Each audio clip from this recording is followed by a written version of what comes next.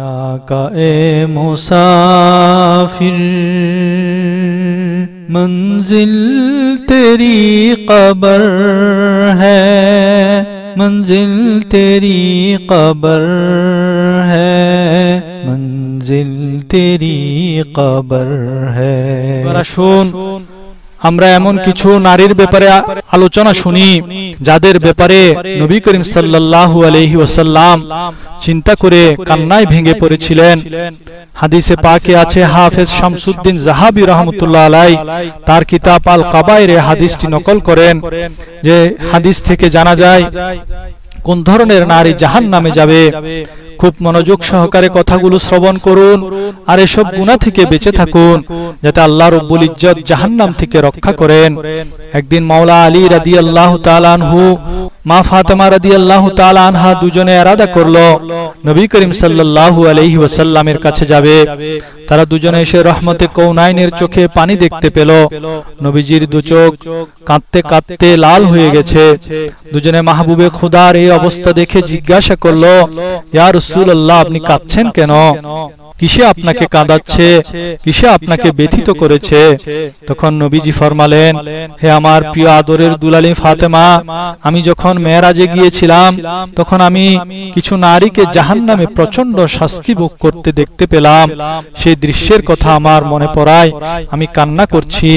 তখন মা ফাতেমা ও আলী রাদিয়াল্লাহু তাআলা আনহু আরজ করলো, হে হাবিবে খুদা, আপনি আমাদেরকে সেসব নারীদের কথা বলুন যাদেরকে আপনি জাহান্নামে দেখেছেন। তারা কোন কোন ধরনের নারী যাদেরকে আপনি জাহান্নামে শাস্তি পেতে দেখেছেন? তখন নবীজি ফরমালেন, আমি প্রথম প্রকার শাস্তিতে মুবতালা এক প্রকার নারীকে দেখলাম যাদেরকে জাহান্নামে মাথার চুলের দ্বারা ঝুলিয়ে রাখা হয়েছে আর তাদের মাথার মগজ টকবক করে সিদ্ধ হচ্ছিল, তার সারা শরীর আগুনে জ্বলছিল। একটু চিন্তা করে দেখুন, যদি কোনো নারীকে মাথার চুল ধরে টানা হয় তখন সে কি রকম কষ্ট পায় সেটা নারীরাই জানে। আর জাহান্নামে তারা সারা শরীরের ওজন ও ভার হবে তার চুলের উপর, সাথে সাথে আগুনের গরম এত বেশি হবে যে তার মগজ টকবক করে সিদ্ধ হতে থাকবে। নবীজি ফরমান, এই ধরনের শাস্তিতে লিপ্ত ওই সকল নারীরা যারা দুনিয়ায় বেপরদায় চলাফেরা করত। পর্দা করা প্রত্যেক নারীর উপর ফরজ। হাদিসে পাকে আসছে, যখন নারী বেপরদা ঘর থেকে বের হয় তখন থেকে ফেরেশতারা তাদের উপর লানত করতে থাকে। আর এইসব বেপরদা নারীরা শুধু অভিযোগ করে, আমার ঘরে শান্তি নাই, আমার স্বামী আমাকে ভালোবাসে না, সন্তান আমার বিগড়ে যাচ্ছে, আমার স্বামীর কামাই রুজিতে বরকত নাই, সারাক্ষণ বাচ্চাদের অসুখ বিসুখ লেগেই আছে। ওরে আল্লাহর বান্দি, যখন ফেরেশতারা তোমার বেপরদার কারণে লানত করছে তখন তোমার ঘরে সুখ শান্তি কোত্থেকে আসবে? নবী আলাইহিস সালাম ফরমান, জাহান্নামে বেপরদা নারীদেরকে এভাবে চুলের মাধ্যমে ঝুলিয়ে রেখে অত্যন্ত বেদনাদায়ক শাস্তি দেয়া হবে, যা খুবই অকল্পনীয়। এরপর নবী আলাইহিস সালাম ফরমান, আমি দ্বিতীয় প্রকারের শাস্তিতে লিপ্ত নারীদের দেখলাম যাদেরকে জাহান্নামে জিহ্বার দ্বারা ঝুলিয়ে রাখা হবে। জিহ্বার মধ্যে ছিদ্র করে লোহার গরম রডকে বাঁকা করে তাতে ঢুকিয়ে ঝুলিয়ে রাখা হয়েছে। এসব নারী হলো সেসব নারী যারা নিজেদের জিহ্বাকে সংযত করত না, সারাক্ষণ ঝগড়ায় লিপ্ত থাকত, স্বামীকে বড় বড় কথা বলতো, স্বামীর সাথে বেয়াদবি করত, মানুষকে আক্রমণাত্মক কথার কারণে মানুষকে কষ্ট দিত। সুতরাং যেসব নারীরা তাদের মুখে লাগাম লাগায় না, সারাক্ষণ মানুষকে বড় বড় কথা বলে কষ্ট দেয় আর কষ্ট দিয়ে নিজে নিজে গর্ব করে, তাদের একটু চিন্তা করা উচিত। এসব কারণে কাল আখিরাতে তার কত বড় শাস্তি অপেক্ষা করছে। এরপর নবী আলাইহিস সালাম ফরমান, আমি তৃতীয় প্রকারের নারীকে দেখলাম যারা জাহান্নামের মধ্যে স্তনের মধ্যে ছিদ্র করে তাতে জিঞ্জির লাগিয়ে ঝুলিয়ে রাখা হয়েছে। একবার চিন্তা করে দেখুন, এটা কতটা কষ্টকর ও ভয়ানক শাস্তি। প্রশ্ন করা হলো, ইয়া রাসূলুল্লাহ, এরা কারা? নবী আলাইহিস সালাম ফরমান, এরা ওইসব নারী যাদের সাথে পরপুরুষের সম্পর্ক থাকে।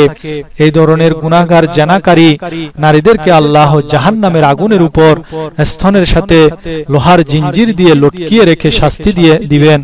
শুধু এতেই শেষ নয়, অপর এক বর্ণনায় রয়েছে যে ওইসব জেনাকারী নারীদের মাথার উপর সেই জেনাকার পুরুষের লজ্জাস্থান হবে, আর সেই পুরুষের লজ্জাস্থান থেকে দুর্গন্ধময় পুঁজ বের হবে, আর সেই পুঁজ ওই নারীর মুখে চলে যাবে।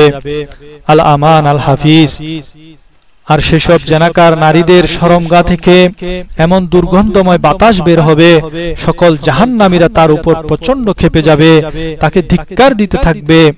জেনা এতটাই খারাপ কাজ যে যার জন্য এমন খতরনাক ভয়াবহ আযাব অপেক্ষা করছে।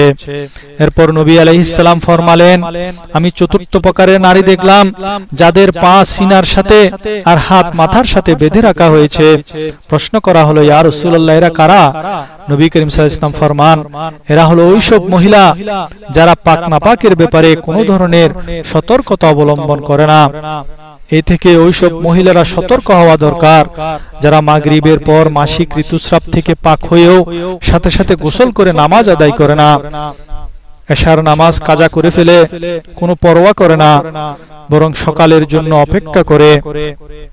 অথচ সাহাবী মহিলাদের ব্যাপারে রিওয়ায়াত আছে তারা পাক নাপাকের এতটাই খেয়াল রাখতো যে রাতে উঠেও তারা চেরাগ জ্বালিয়ে নিজেদের কাপড় চেক করত। তারা এটাকে ভয় করত যে অর্ধেক রাতে যদি পাক হয়ে গেলাম আর আমার উপর এশারের নামাজ জরুরি হয়ে গেল, আর আমি যদি ফজরের সময় উঠে গোসল করে পাক হই তাহলে আমার এশারের নামাজ কাজা হয়ে যাবে। যদি আধা রাতে পাক হয়ে যেত সাথে সাথে গোসল করে ওই সমস্ত সাহাবিয়া মহিলারা এশারের নামাজ পড়ে নিত। সেসব নারীরা সতর্ক থাকা দরকার যারা পাক থেকে নাপাক থেকে পাক হতে বিলম্ব করে ইচ্ছাকৃত নামাজে দেরি করে। এই ধরনের নারীদেরকে জাহান্নামে পা সিনার সাথে বেঁধে দিয়ে দেয়া হবে এবং হাত মাথার সাথে বেঁধে দিয়ে আগুনে পোড়ানো হবে। এরপর নবী আলাইহিস সালাম ইরশাদ করেন, আমি পঞ্চম ধরনের নারীকে জাহান্নামের আযাবে লিপ্ত দেখলাম যার চেহারাকে শূকরের চেহারায় পরিবর্তন করে দেয়া হয়েছে আর তাদের শরীর গাধার শরীরের মতো করে দেয়া হয়েছে। জিজ্ঞেস করা হলো, ইয়া রাসূলুল্লাহ, এরা কারা? তখন নবী আলাইহিস সালাম ফরমালেন, এরা হলো ওই সমস্ত নারী যারা মিথ্যা বলে, গীবত করে, চগলখড়ি করে। এসব তো এখন আমাদের মা বোনদের জন্য খুবই মামুলি ব্যাপার। স্ত্রী চায় শাশুড়ির বিরুদ্ধে চুগলি করে স্বামীকে নিজের হাতে রাখতে, আর শাশুড়ি চায় স্ত্রীর বিরুদ্ধে চুগলি করে ছেলেকে নিজের কাবুতে রাখতে। এই ধরনের নারীদের জাহান্নামে চেহারাকে বিকৃত করে দেয়া হবে, কারণ যারা চুগলি করে তারা কথাকে বাড়িয়ে বলে, কথাকে বদলে ফেলে, কিংবা সত্য হলেও এমন ভাবে কথাটা উপস্থাপন করে যার বিরুদ্ধে বলছে তার প্রতি যেন শ্রবণকারীর মনে হিংসা বিদ্বেষ সৃষ্টি হয়। আর তাদের শাস্তিও হবে চেহারাকে বদলে ফেলার দ্বারা, আর বাকি সারা শরীর গাধার মতো করে দেয়া হবে। এরপর নবী আলাইহিস সালাতু ওয়াস সালাম ষষ্ঠ প্রকার নারী যারা জাহান্নামের আযাবে লিপ্ত, যার চেহারা কুকুরের মতো করে দেয়া হবে আর তার আওয়াজ হবে কুকুরের ডাকের মতো। আগুন তার মুখ দিয়ে প্রবেশ করবে, আর পায়খানার রাস্তা দিয়ে আগুন বের হবে, এবং ওই সমস্ত মহিলাদেরকে ফেরেশতারা গুর্জ দিয়ে পিটাবে। প্রশ্ন করা হলো, হে আল্লাহর নবী, সে কোন পাপ করেছে? ফরমালেন, তার কাছে বেশি হিংসা ছিল। আজকাল নারীদের মাঝে হাসদ বা হিংসার রোগ খুব বেশি। পুরুষদেরও হিংসা আছে, তবে নারীদের দুই হাত আরো বেশি। এরা অপরের ধন দৌলতে হাসদ করে, পরিবার পরিজনে হাসদ করে, রূপ সৌন্দর্যে হাসদ করে। এরা অপরের কোনো ভালাই দেখতে চায় না, দেখতে পারে না, ভিতরে ভিতরে শুধু জ্বলতে থাকে। কেহ কোনো পুরস্কার পেলে তা তাদের সহ্য হয় না। এই সবই হলো হাসদ বা হিংসা। আর এই হিংসা মানুষের নেক আমল সমূহকে এমন ভাবে খেয়ে ফেলে যেমন আগুন শুকনা লাকড়িকে জ্বালিয়ে ফেলে। এখন আপনি চিন্তা করুন, এর মধ্যে কোন গুনাহে আপনি লিপ্ত? এমন তো নয় আপনি জাহান্নামে চুলের দ্বারা বন্দী হয়ে ঝুলতে থাকবেন, কিংবা জিহ্বার মধ্যে লোহার জিঞ্জির বিদ্ধ হয়ে ঝুলতে থাকবেন, অথবা স্তনের মধ্যে জিঞ্জির বিদ্ধ হয়ে আগুনের উপর ঝুলতে থাকবেন, কিংবা হাত পা বাঁধা অবস্থায় ফেরেশতাদের গুর্জের দ্বারা মার খেতে থাকবেন, বা আপনার চেহারা শুকুরের মতো করে দেয়া হবে, কিংবা কুকুরের মতো পরিবর্তন করে দেয়া হবে। আসুন আমরা এইসব গুনাহের কথা বসে বসে চিন্তা করি। যদি এসব গুনাহ আমাদের মাঝে থাকে তাহলে আল্লাহ পাকের দরবারে ক্ষমা প্রার্থনা করি এবং আগামী জীবনে এসব গুনাহ থেকে বেঁচে থাকার ইরাদা করি। আজই সময় আল্লাহর কাছে ক্ষমা চাইবার। যদি আজ ক্ষমা না চাই, তওবা না করি, তাহলে কাল কিয়ামতের দিন যতই কান্নাকাটি করি না কেন সেখানে তা কোনো কাজে আসবে না।